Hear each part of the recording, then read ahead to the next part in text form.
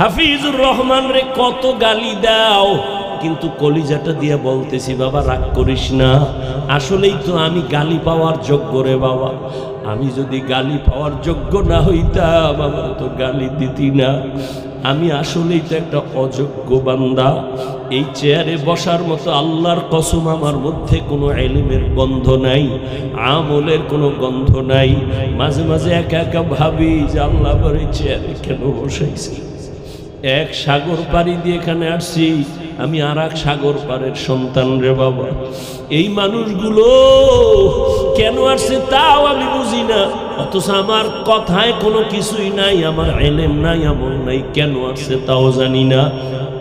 আল্লাহর কাছে এখন শুধু একটাই দোয়া করি, মালিক তুমি আমার সম্মানের জায়গায় বসাইছো, গুনার কারণে ফালাইয়া দিও না রে আল্লাহ। সম্মানের জায়গায় বসাইছো রে মালিক,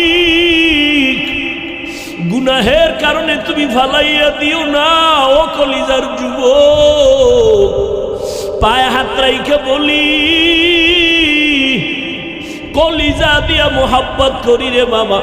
আমি এখানে একটা যুবকেরও হুজুর বানাবার জন্য আসি নাই, ভয় নাই। আমি তোমাকে একবারও বলবো না তুমি স্কুল ছাইরা কলেজ বাদ দিয়া মাদ্রাসায় যাও, দাড়ি লম্বা করে তসবিহ হাতে নাও, পাগড়ি লাগাও, একবারও বলবো না। বরং আমি তোমার পক্ষে কিছু কলিজা দিয়া দোয়া কইরা যাব।